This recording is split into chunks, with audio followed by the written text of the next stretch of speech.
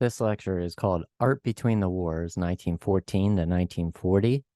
And this lecture is kind of a catch-all to bring us up to speed about what's going on in between World War I and World War II, as far as outside of the artist that we already talked about in this section.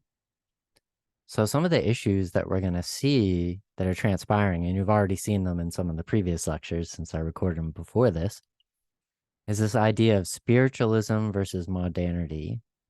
Um, so what you would see, and we've already seen both of these things, on one side is spiritualism, and the spelling I have is pretty bad there. So on one side you would see theosophy, and if you remember from the Malevich and Mondrian lecture, that is about taking all the world's religions and seeing what they do in common to try to bring together universal spiritual practice. Another thing is Freud, and Freud was working in the 19th century, but he became very popular at the end of the 19th century and the beginning of the 20th century in the popular press. And some of what you hear about Freud is slightly misunderstood as far as what he intended. But some of his ideas are pretty well understood by the artists that we're going to look at. So one of the ideas he had was that dreams were a type of wish fulfillment. They were a way to show parts of your consciousness that you don't normally have access to. Whether or not Freud is true in a modern psychological sense isn't super relevant for the purpose of understanding the artist. But just so you know, in case you take a Psychology 101 class, many of the ideas that Freud had have shown to be either untrue or somewhat unscientific, but some ideas did last until today. So both of these ideas kind of led towards the concept of higher realities, that there were levels of consciousness or a way of thinking about the world that wasn't readily apparent to in a materialist sense. So looking around the world, we don't necessarily see it.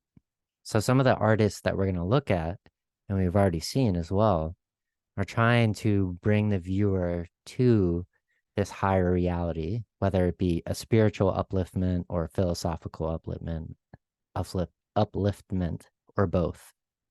And then the other side, and it's not necessarily a binary, but it's just a kind of good thing to set off against each other. So geometric abstraction, and I kind of talked about before about how some of that came with some of the new discoveries in math and science in the early 20th century and late 19th century. Engineering and machines.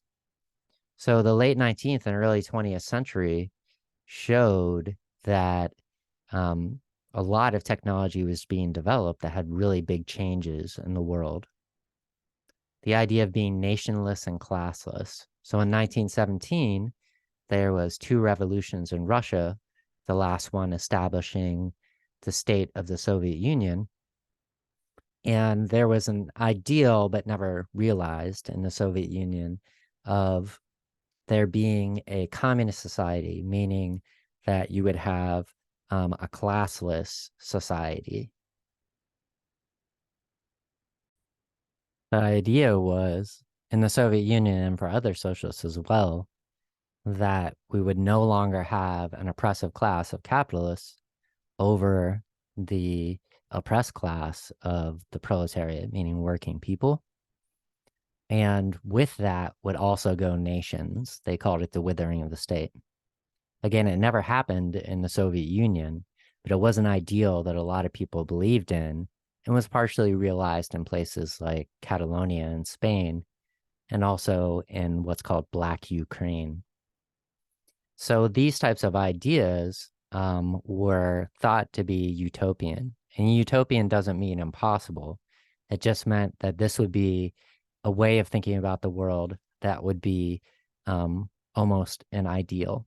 So certainly much better than what people were dealing with at the time and still today, unfortunately.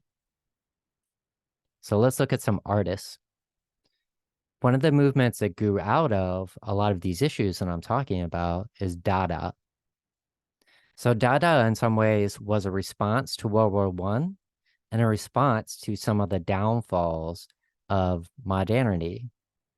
So one of the things that science and technology developing was able to do was to improve people's lives in some ways, make the world faster and make it easier to travel. But it also, at the same time, especially in Europe, people had developed weapons to kill people more efficiently. And with World War One, it was the first really large conflict outside of the colonial conflicts, the first large conflict amongst the Europeans, where they had used these new terrible weapons against each other and even developed some during the war. So, what some of the people that practiced and were part of the Dada movement believe that if this is what modernity has led us to, a world where we are just slaughtering each other senselessly. And that's often the way that the war was thought at the time, and sometimes still today. To identify a cause for World War One is very difficult sometimes. So they said, if this is what all of this has led to, then the world must be irrational. It must be ridiculous. It must be absurd. So their response to the world, besides moving to a safe place in Zurich in Switzerland, was to embrace the absurd, the nonsensical, and the whimsical. So they believed in things that they had gotten from the study of some religions like Zen philosophy, Zen Buddhism, the idea of chance and spontaneity. This was also based on ideas from Freud that our dreams are allowing us to access something that is inaccessible but more true to ourselves.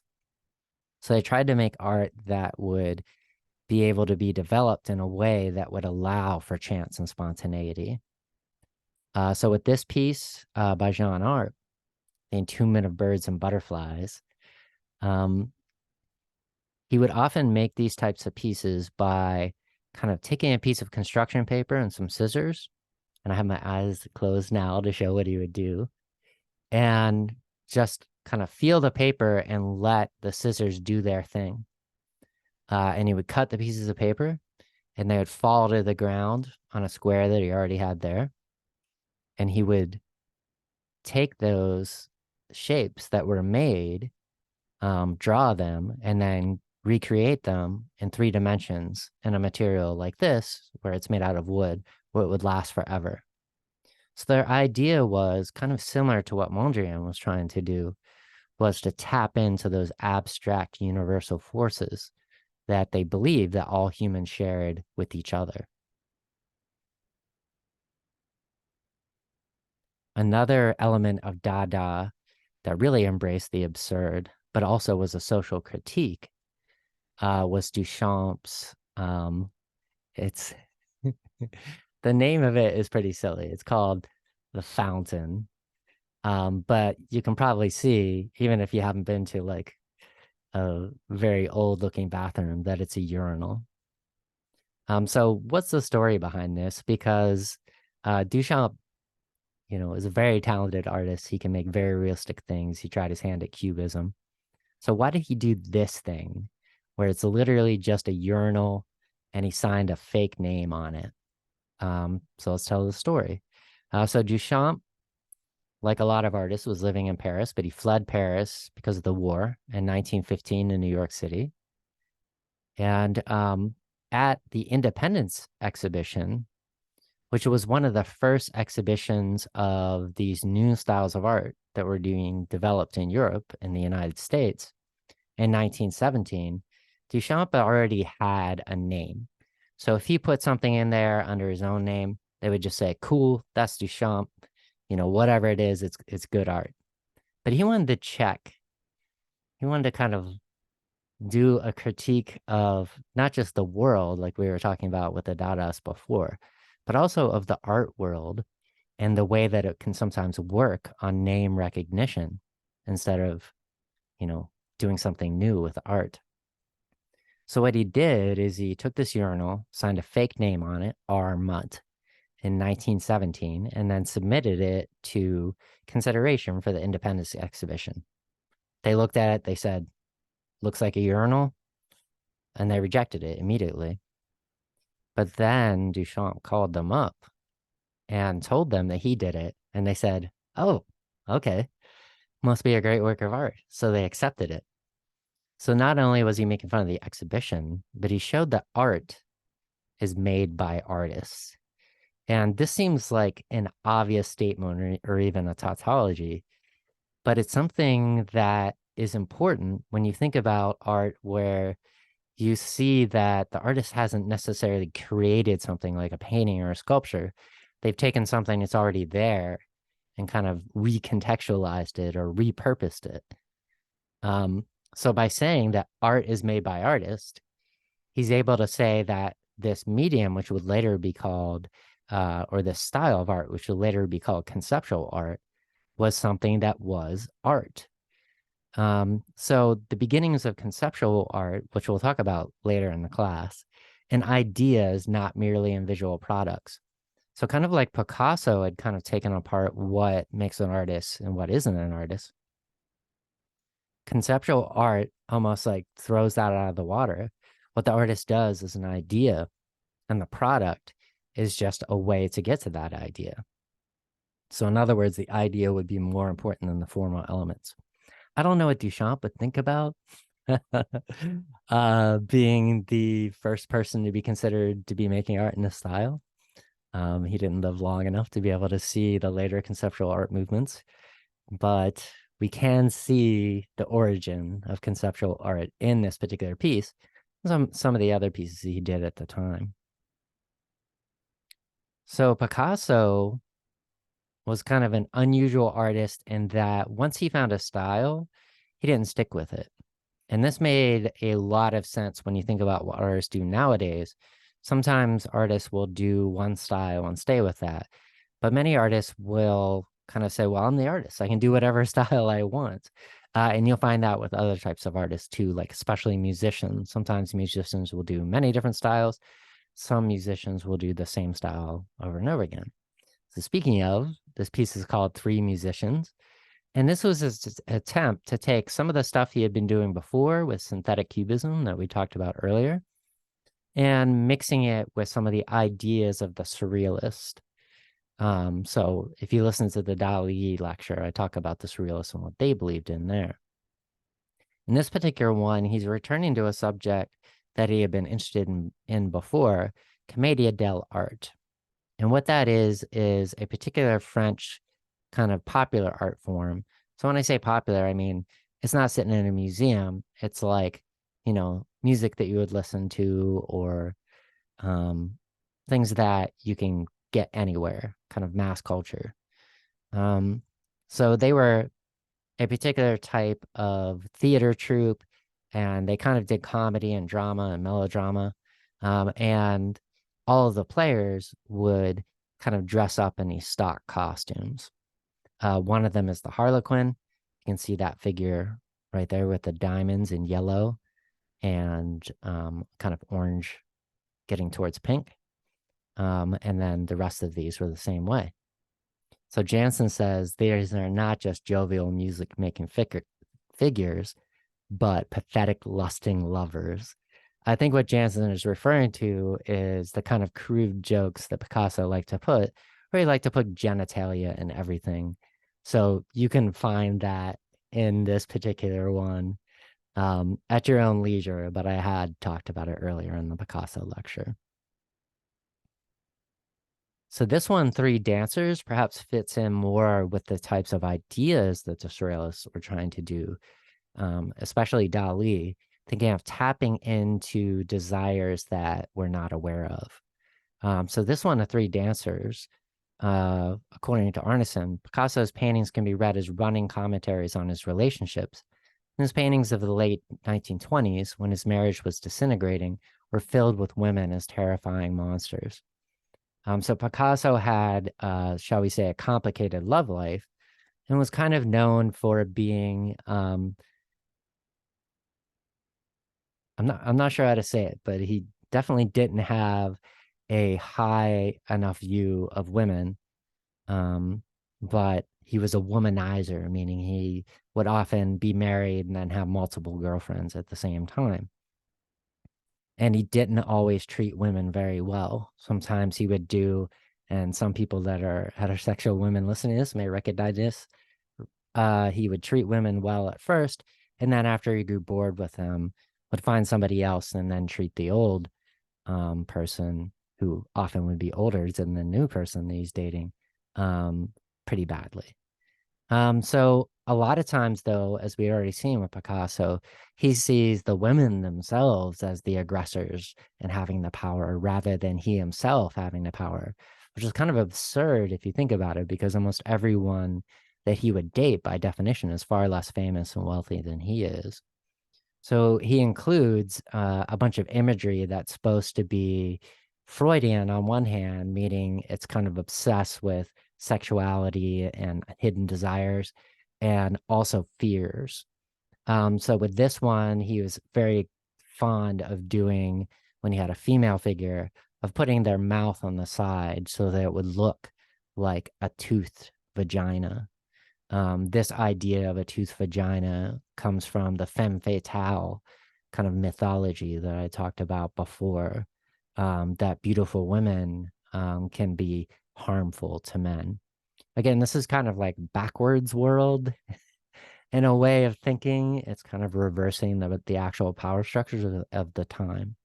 And I think there's been a really good reexamination in recent years of Picasso and what's seen rightfully so as misogyny in a lot of his work.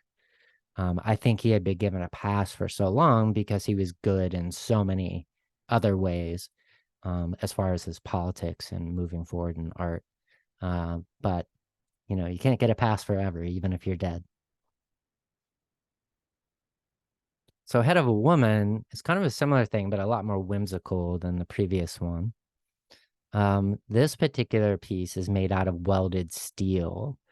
So according to Arneson, just the fact that Picasso made this made it that welded steel could be acceptable for fine art. And people are still making welded steel, and you'll see welded steel pieces in museums. So this is kind of pointing back to that idea we looked at with Duchamp, that art is made by artists. So you can create new mediums that were thought to be industrial or used for folk art or something along those lines. And because you're considered to be a great artist, it's considered to be art.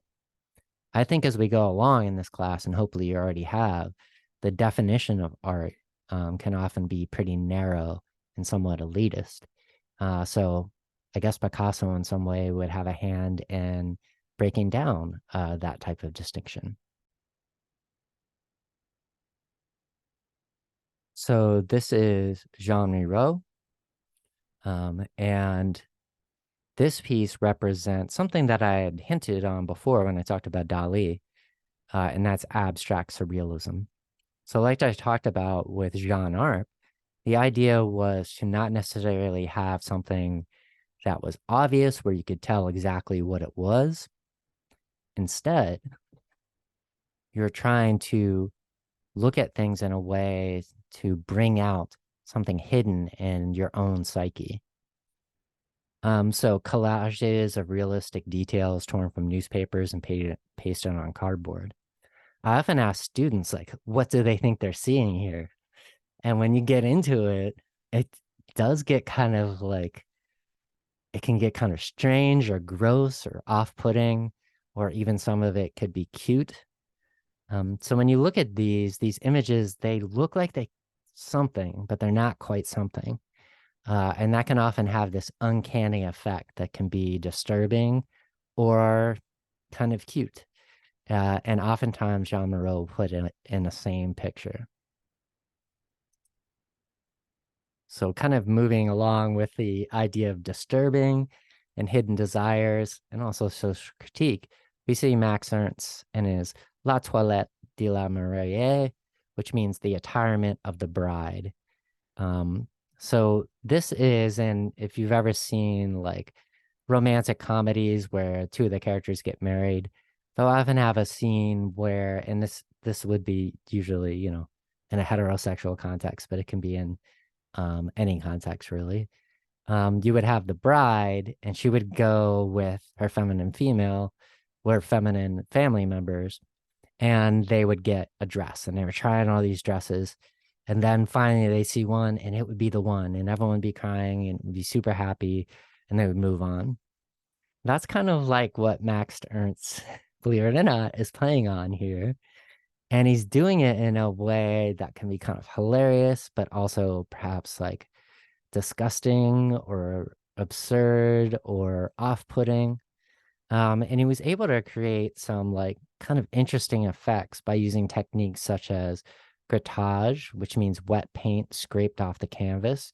So you can kind of see that here with the robe of the bride, and also with this kind of piece of this headpiece that's coming off one of the female figures. You paint, and while it's still wet, you kind of take it off. There's a lot of artists that use aerosol paint that use this technique nowadays. And then there's decalcomania, which means a technique for generating images used, for example, by the surrealist artist Oscar Dominguez. Paint is applied to a piece of paper, then either folded, creating a mirrored pattern, or pressed against another sheet. The resulting image can then be elaborated as in a blot drawing. So you can get some textures like we see here with the robe, and with some of the backgrounds that it would be difficult or almost impossible to do if you're using standard painting techniques. So this is a way to create paintings in a very weird way. So you can see in this picture, obviously we have like with this crane figure, a very kind of phallic image. He has this spear that's pointing right towards the vulva of the bride figure. And then other figures that are almost from nightmares.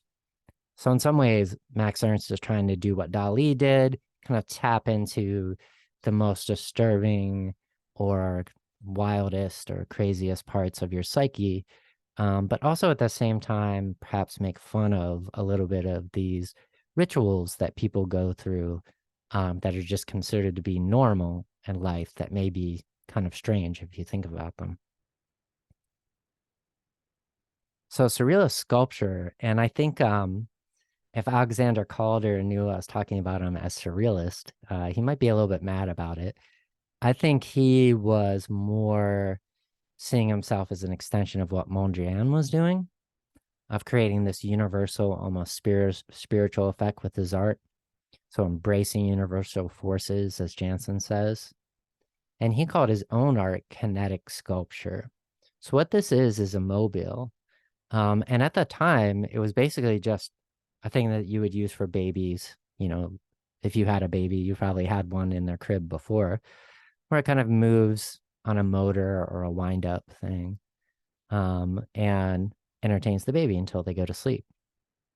With his, he does it in such a way that they're slightly aerodynamic. So you can kind of see that with this spider-like set of almost wings that are coming off here.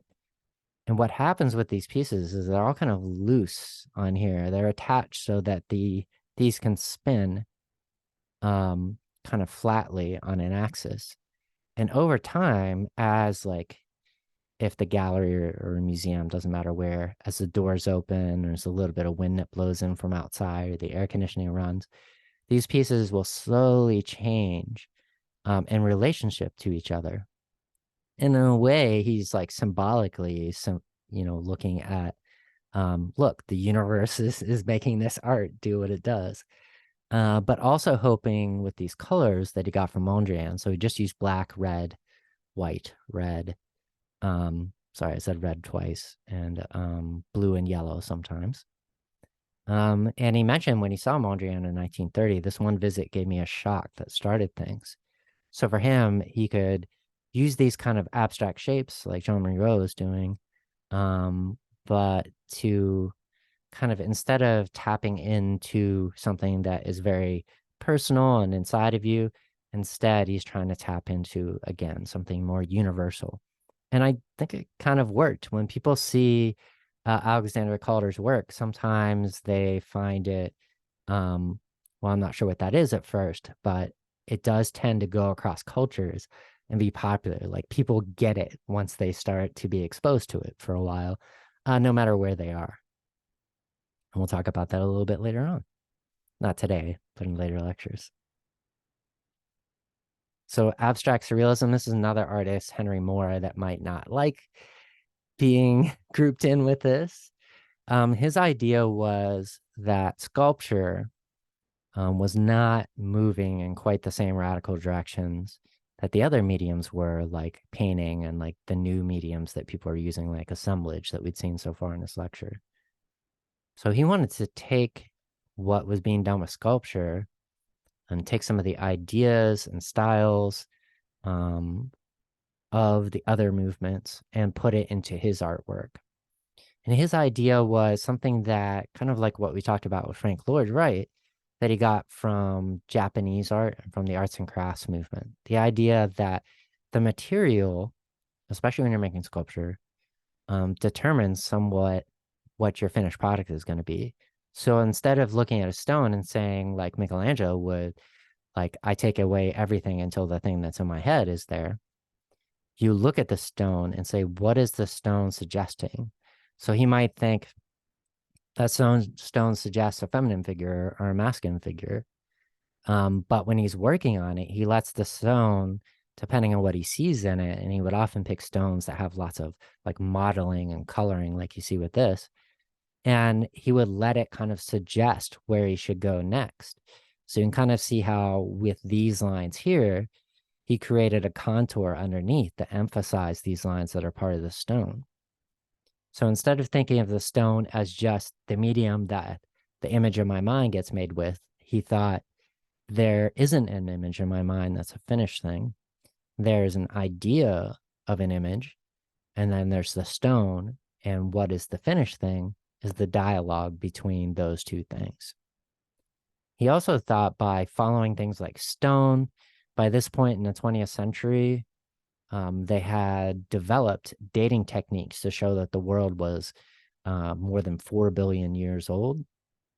So people really started to think about deep time.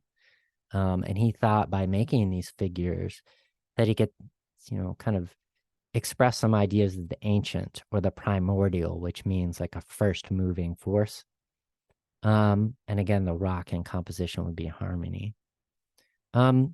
He was making work like this for quite a while, but he didn't really get attention around the world outside of England until 1945. And at this time, he was actually, before 1945, he was actually more well known for cartoons that he did for newspapers and drawings that he did for newspapers. So, but we think of him now as these giant stone sculptures, which is pretty far away from that idea. So representational surrealism, we'd only talked about one so far, and that's Dali. And there's other artists that were doing it. And in some ways, artists that were doing it in an almost even more effective way than Dali, as far as these images exist in the present time. So this one's by Rene Magritte. And even if you don't know his name, I encourage you, or if you've never heard his name before, I encourage you to Google image search right now. And I think you'll find a bunch of his paintings are images that you've seen before, because there's something about them that have caused them to be copied many, many times. So this particular piece called The False Mirror, and I think this is kind of building on some of these ideas from Freud, the idea that there's a part of your personality that you're aware of, the ego, and then parts of your personality you're not so aware of, like the id, your animalistic desires, and then unconscious desires from that. So at the time he was making work, he was not as well known in his time. And that's partially because Dali was just like a great personal promoter, as good as an artist, you know. He was almost better at being promoting himself than art in some ways. His exploration of how we read visual images as of a code or a system of signs. And that's kind of referring to semiotics. So when you see this piece, you're like, this is an eye. and then you can see the sky in the background. And a lot of times I ask classes what they're reading from this. And sometimes they would say, well, I'm inside the head of a person, I'm looking through their eyes. And other people would be like, I'm looking straight into the soul of the person, and all I see is a reflection of the sky. I think if you look up some of his other images, you'll see kind of what they mean.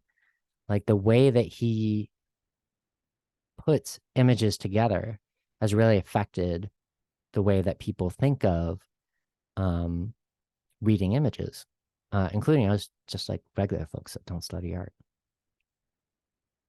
So this piece, The Gift, is surrealism, but also it's also kind of silly.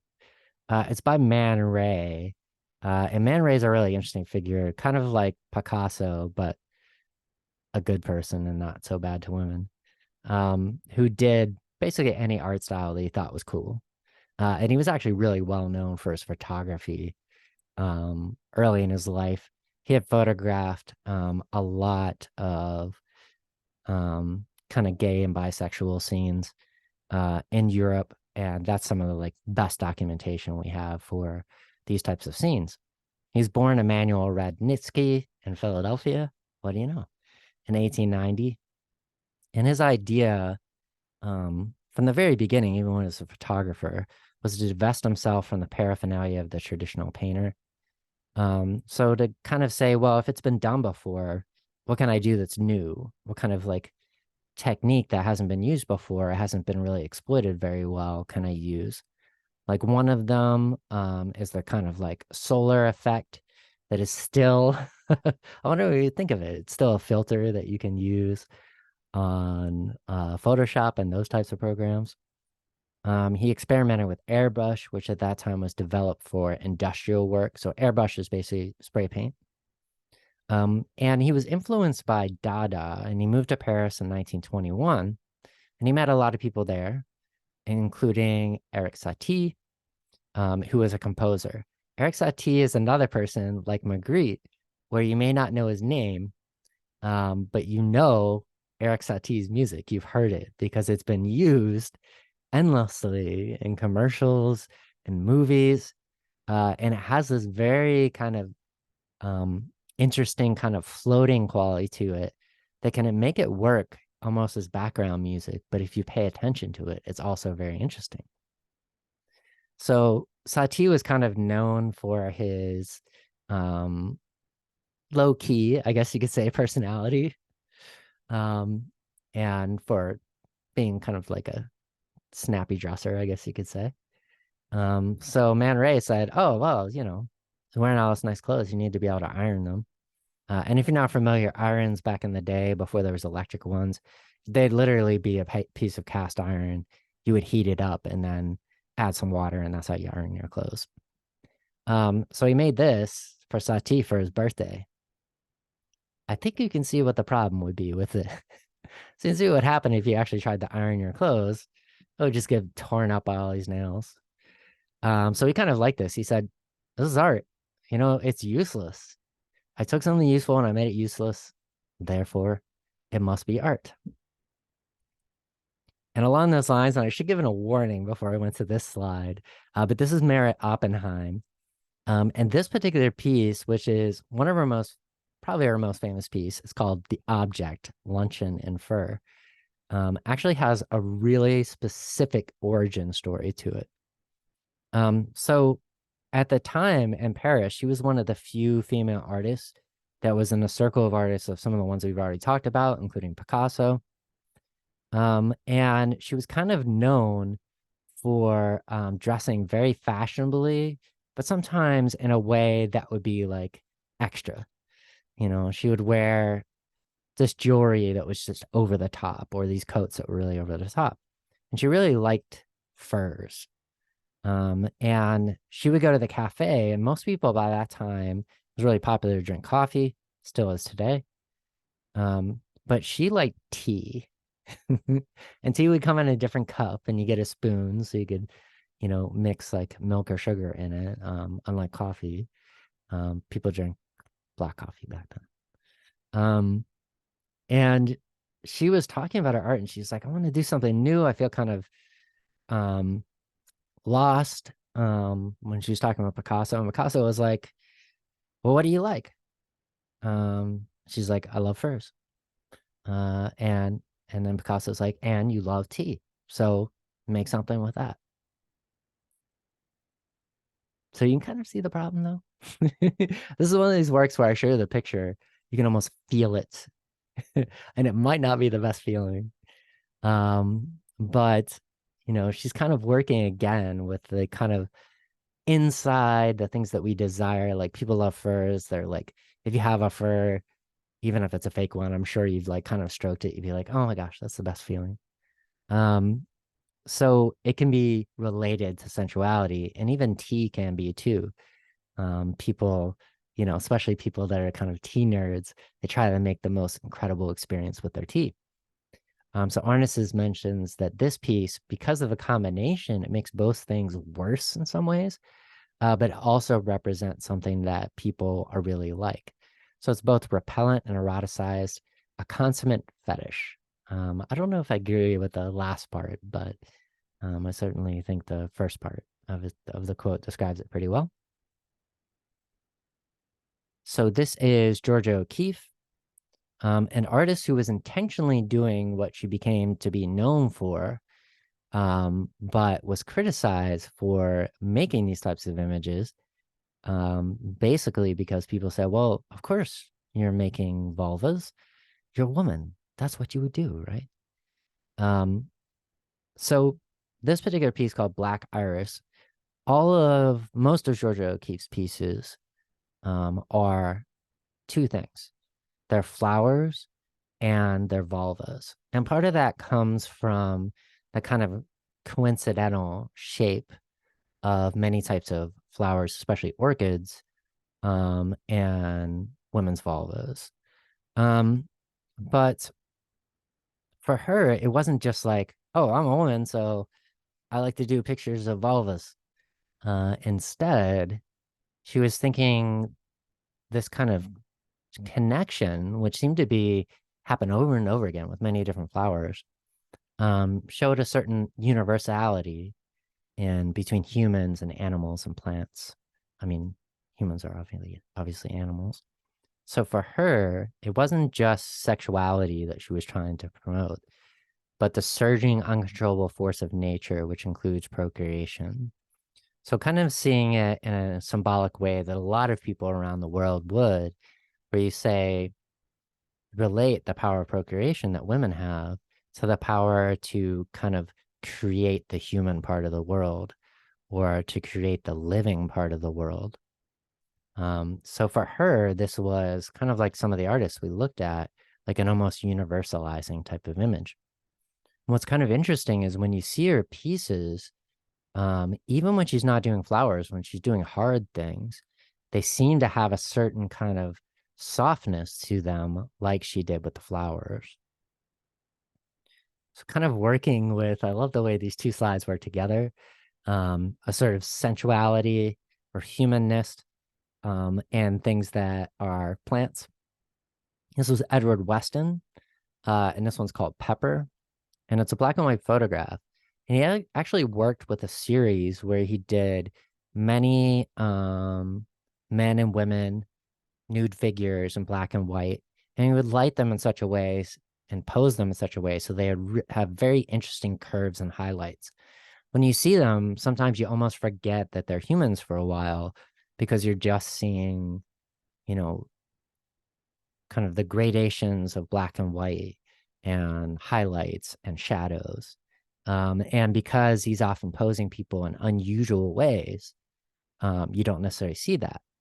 So what he thought was kind of cool is he would see a lot of bell peppers like this, and he would say, "Oh my gosh, this looks kind of like the nude figures I was doing." So you can see how these curves, you can almost like take a human type of form and put it in there. Um, so for artists like this, we had talked about photography. Is it art beforehand? And I think most of you said that it was art. Um, we can look at this and say, well, how can it be art? One of the ways it can be art is that it can help us to see things, perhaps connections between things that we couldn't see otherwise.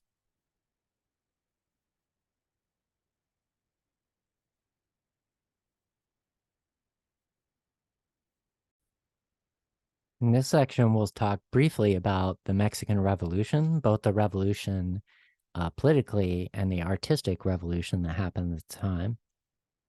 So in Mexico, after World War One, so in about 1919, there was a communist revolution. And this one came about as much through the electoral system as it did through a standard kind of revolution that you would see like in the Soviet Union. Instead, the communist candidates were just very popular, and they started to do things that you'll generally see in Marxist type of countries, and that is putting a lot of money into public works and to take the resources that the country has and take it over for the state so they could use it to pay for things that people need, like housing, schooling, roads, those sorts of things. And all of these places also were big promoters of the arts. So oftentimes you'll see that artists are socialists, not just because they want to have a better world, but also they can kind of see that it's a good thing for artists to be able to create things and not have to worry to make a living. Because often artists at this time and still today, they kind of rely on wealthy people who may not have the best taste or, a legitimate interest in art to sell their art. So Frida Kahlo was one of those. She was a communist and she believed in creating a better future for people through socialism and communism. And she didn't necessarily get a lot of money from the government, any at all, really. But her husband, Diego Rivera, who we'll talk about in a bit, he did a lot of public works. So he was able to kind of work with the government to be able to make things. So Frida Kahlo, she was in some ways an artist that was pretty far ahead of her time. Like one of my other classes, I talk about the Spanish artist El Greco. In some ways, he was way ahead of his time as far as what he was making. The type of art she made was very idiosyncratic and personal to her.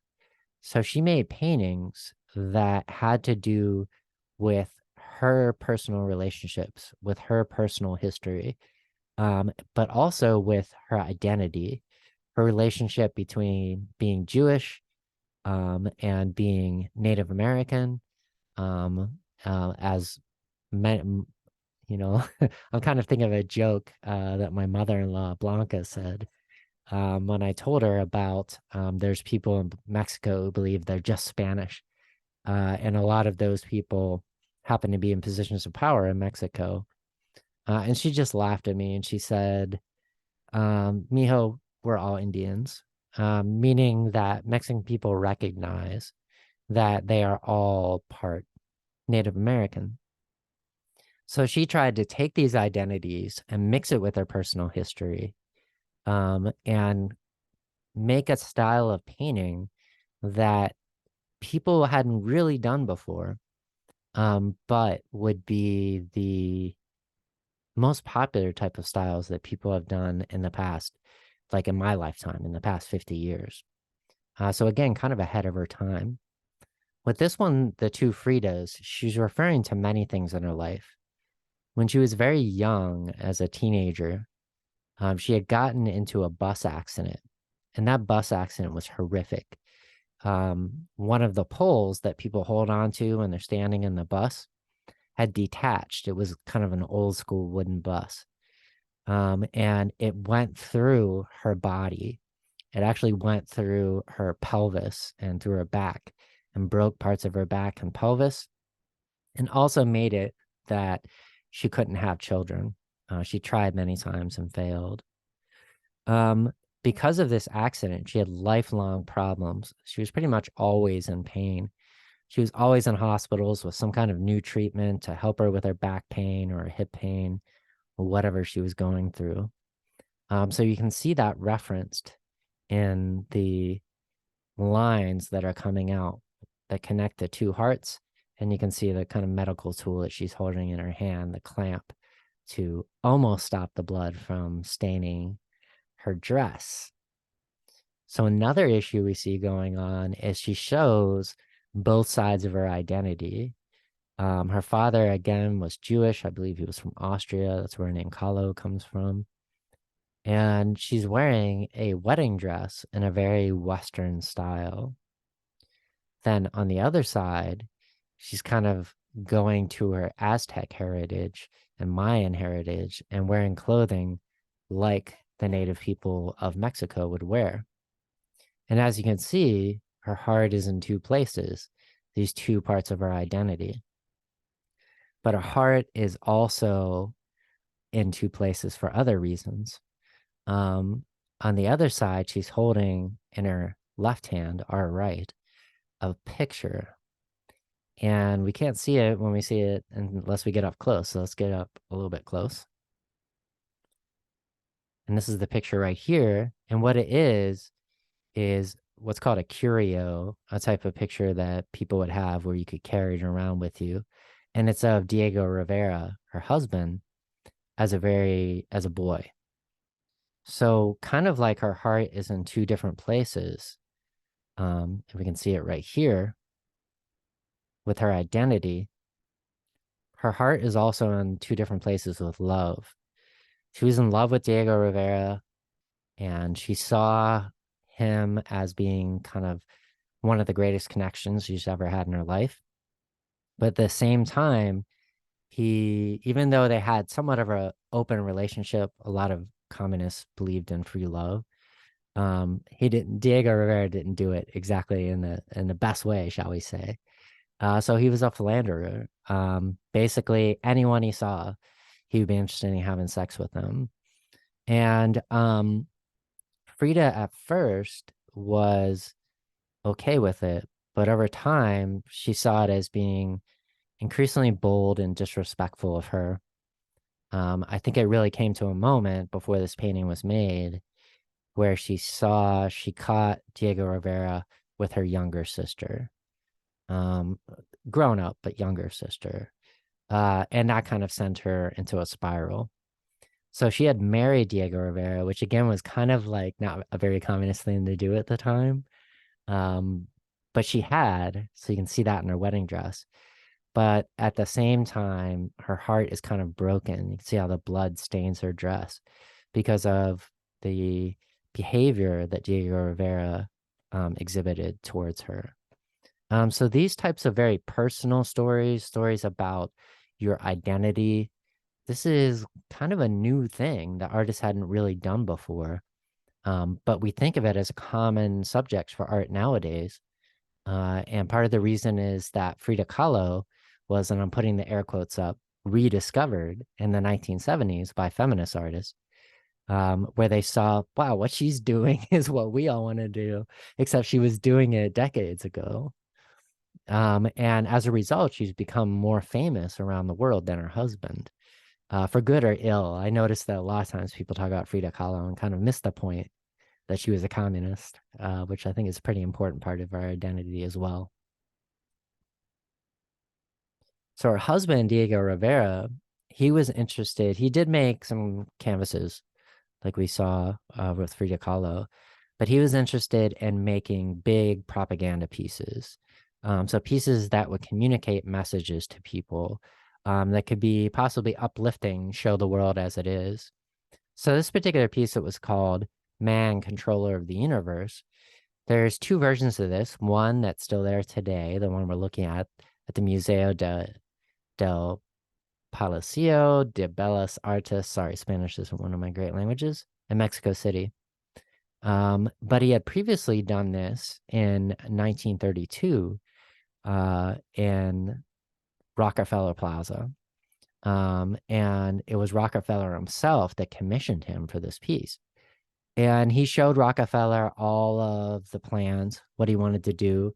He's like, man, control the universe. You show man, and he means all humans in the middle.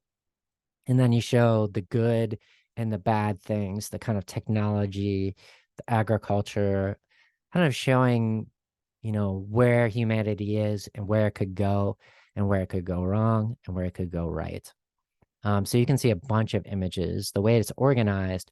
So, ultimately we're living beings and we require living things. So at the bottom, he kind of shows a pipe going into the earth, and we see all the types of plants. Some on one side, which are useful that you can eat, and then ones on the other side, which are just kind of ornamental.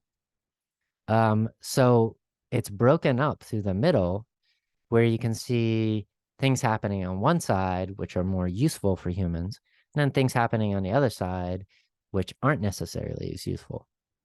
That doesn't mean that everything on this side is a problem. Like, for instance, we see Darwin here. He's not anti-Darwinist or anything like that. And you can see it with the skull here. But I think what he's trying to imply by having Darwin in here is that people perverted Darwin's ideas to create this idea of social Darwinism, that people that are poor because genetics tells them that way. And that idea was even applied to the rest of the world. They're saying, well, the Europeans are out there conquering everybody because everybody is genetically inferior. So, not Darwin's fault, but the idea of social Darwinism is used to justify oppressive systems like capitalism and imperialism. So on this side, you can see some of the things that have happened, and not just with capitalism, although that's what he's specifically referring to, but throughout history. So we see the kind of representative, the icon, the god of this world is Zeus with his lightning bolt, but then he also shows him with a cross, showing that the church had been involved, and sometimes a participant in many of these oppressive systems. We see a bunch of people in nice clothes, and they seem to be like listening to a lecture. So this would be people that are getting educated. So one of the things that happened with capitalism is that we started to expand education to more people in the 19th century. And that was because capitalists, from their perspective, like obviously there was perspective from educators that weren't this, from their perspective, they needed people to run their businesses. They needed people to run society, and they needed them to run it in such a way that best met their interests. So that's why you're seeing people dressed up in kind of business suits. You're meant to imagine them as taking business classes or something else that's useful to the capitalist class. And then we can see, the capitalists themselves, he loves to put them in the hats to show that they're wealthy owners. And in the background, one of the inevitable results of capitalism. So police forces were developed in the 19th century. They had never existed before, by capitalists to basically enforce their order. They were developed originally from the types of forces that the British used in India, to put down uprisings. And when they developed in London, the Bobbies, and then in the United States, in New York City, Chicago, Los Angeles, and Detroit as well, their police forces, the idea was to, when working people or people later on, Black people and brown people, try to change the world for their betterment.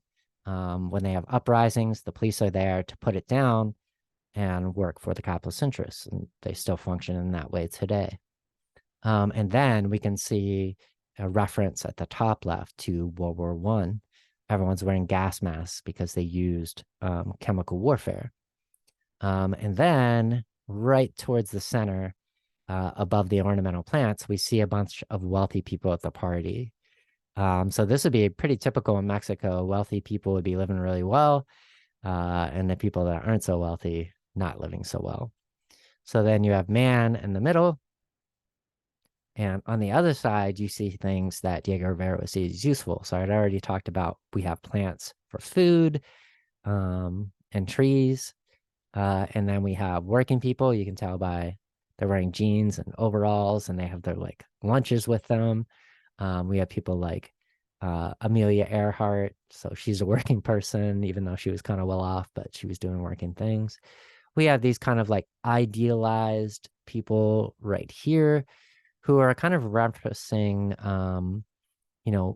what's the future? Where can we go? And that's kind of the idea with this, as opposed to the kind of wealthy people in the panels over here, and the police and the panels over there. And then we see a bunch of figures showing working people and regular folks. Most regular folks are working people. uh, kind of running the world for themselves. So the symbol of this is there's no longer a head. So this sculpture basically represents democracy. It represents being able to go up above, to knock off the head, to no longer have something oppressive. Um, so we have some figures. We have Marx, Marx's partner Engels, Trotsky right here, and they're holding signs calling for revolution. Then we have Lenin right here. So when he did this in the Rockefeller Center, for Rockefeller, who's a capitalist, he's one of these people over here, and his ancestors were definitely had used the police and were behind the founding of police forces. Um, he didn't know, Rockefeller, that there was going to be Lenin and Trotsky and that kind of stuff in there. So when he saw the painting, it was almost done. And he saw it was Lenin and Trotsky. He said, "Hey, like, don't do that." As you might imagine, capitalists don't like those kind of people because they take power away from them. And Rivera was like, "Well, it's part of the painting. It's kind of important." And he said, "No, you got to take it down." And he said, "I won't." And Rockefeller said, "Well, it's my wall, so I'm going to take it down." And he paid Diego Rivera his full fee and then took it down piece by piece. Rivera would paint what's called buon fresco, meaning paint into wet plaster, and then the plaster and paint would dry together. It's very long lasting. It can literally last for thousands of years. So they just chipped the wall away and knocked it down piece by piece and then put up another wall. So this piece is kind of communicating another message about revolution. And this always makes me think of the John F. Kennedy quote. I'm kind of paraphrasing, but if you create the conditions that, if you don't create the conditions, if you don't make conditions better, you can take revolution from being possible to inevitable. So in this one, which is called Night of the Rich, he's showing all these wealthy people, and some of them you can see that he's showing people they're supposed to be more Anglo, and he's showing like there was a group of Chinese people in Mexico who were part of the wealthy class, but most Chinese people weren't, obviously. And he's showing all these people at this party, and some of them are really wasted and kind of not thinking about anything because they got the money coming in from all the working people. And then in the background, you have working people and poor people, Mexicans, and they're getting armed. They're ready to crash this party and make it a more interesting party. So this particular piece was commissioned by the revolutionary government, and they really liked these types of images, even though by this time they had been somewhat part of the power structure, certainly not with the capitalists, though. So in the United States, there was a lot of things that you could say, not necessarily socialist, but socialisty. And that was because of the Great Depression. It started with a stock market crash in 1929, and it spread worldwide and led to, in the United States and worldwide as well, people losing their homes, losing their jobs, the economy being in a deep depression for many years. And as a result, many people going hungry, not being able to afford anything. In the United States, the entire country reached a rate of 26% unemployment. So that doesn't mean that only 26% of the whole population. I mean, 26% of people who wanted work couldn't get it. So many people were out of work. So the government eventually stepped in, and part of the reason why was in the 1930s, after FDR was elected president, he made a few changes, but not really much. But in 1932, in places like Detroit, Toledo, Portland, Oregon, Seattle, Washington, Chicago, and some places in the South, there were many uprisings and labor strikes, some that turned out violent, a lot of companies at this time had, besides the police, they also had kind of armed thugs. Ford actually had some of those armed thugs. And here in Detroit, they met each other at a bridge in 1932, and this personal army of Ford's killed many of the workers.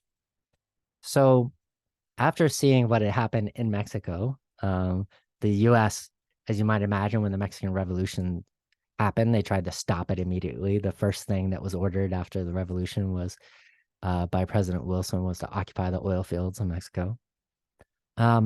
So they were becoming worried from all this that there was going to be a revolution in the United States. They had seen things in Germany and Italy that made them wonder if something could happen in the United States. So to kind of respond to this and hope to stop the revolution, FDR's administration and Congress put through a bunch of programs to get money in people's hands, to get people working, just anything. The house that I'm living in right now that I rent is actually one of those results. It was built in Hazel Park on a shoestring budget for sure. And other programs were the WPA, which is the Works Progress Administration, and the Federal Art Project was part of that. So basically, artists were out of work too. Wealthy people, just like recent recessions, didn't lose a lot of money, but people weren't buying as much art. So they put money in to support artists. Some of them we'll talk about later on. One of them is Jackson Pollock. And you could basically get a scholarship, more or less, and start making art. And this had really good effects, as we'll see later on, because it allowed American artists to be able to be experimental, like some of the European artists had been, and create a lot of new art styles. It's part of the reason why the U.S. becomes the center of the art world after World War II. And they'd also developed the Farm Security Administration. Farmers and people that were working in agriculture in general were some of the people that were hit hardest by the Great Depression. The Great Depression actually started before the Great Depression for farmers. And many farmers lost their land. Obviously, big landlords bought them up. And they became migrants. They had to move from town to town, doing odd jobs, begging, and they were basically living in tents. And that was the case with the migrant mother right here in California. So some of the people had lived in places like Oklahoma, and they had kind of been forced to leave those places and just move as much as they could, sometimes in like old cars or even like horse-drawn carriages, and just try to find something and try to get in a place where they hope they wouldn't get kicked out. So as part of kind of bringing these two things together, the Federal Art Project and the Farm Security Administration, they hired a bunch of photographers to go out and document what was going on with migrant farmers. And Dorothea Lange was one of those. So oftentimes I ask people to guess how old the migrant farmer is in this particular picture. And the kind of guesses I get are she's like 55 or something like that. She's actually 32 years old.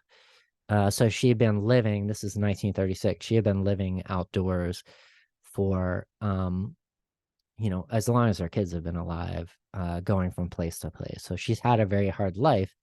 And this picture became kind of iconic. So it was made by an artist, by Dorothea Lange, who became like an artistic photographer after this. But it also had kind of a journalistic purpose and showing people as a kind of symbol of what the Great Depression had done to people and how it had taken people's lives and what they used to have. And you can kind of see from her clothes that used to be nice, and what has become of them now.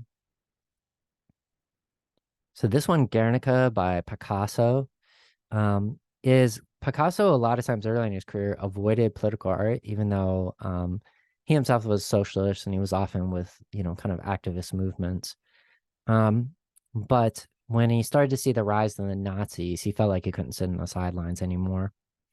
And this particular piece, Guernica, was made during the Spanish Civil War. So the Spanish Civil War was almost like, for Europeans, a tryout for World War II. In the Spanish Civil War, they had multiple sides.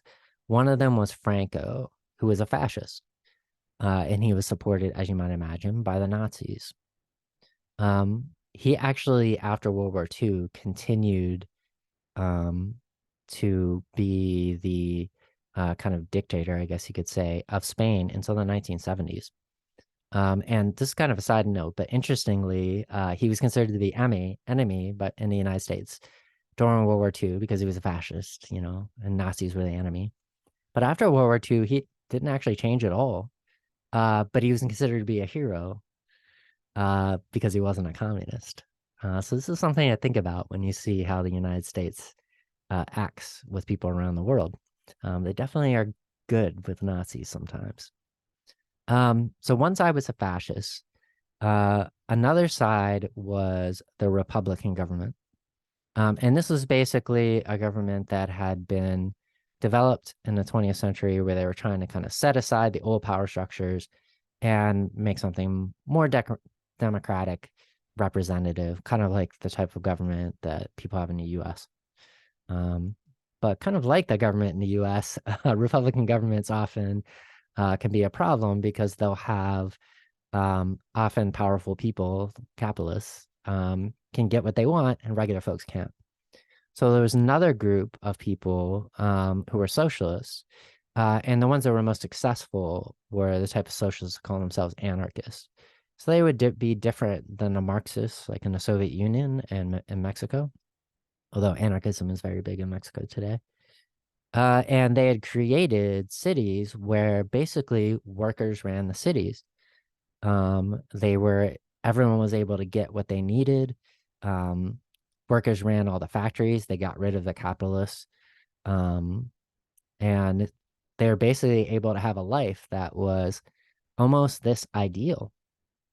So these three forces were supported by forces from the outside world.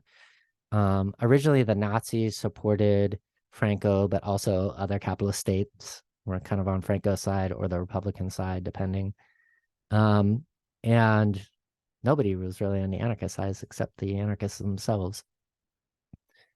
So the Nazis were like, hey, we've been developing this new form of warfare. And they asked Franco, can we like test it? And he said, yeah. And I got the perfect people. And this was kind of a side I didn't talk about that, but that's because they kind of exist on their own, and that's the Basque people. So the Basque are an interesting people that live in Spain and partly in France. And they speak in a language that's called pre-Indo-European, meaning it's not related to any of the languages that are spoken throughout Europe and parts of the Middle East going all the way to India, like Persian and Hindi are Indo-European languages, as well as almost all the European languages, not all of them.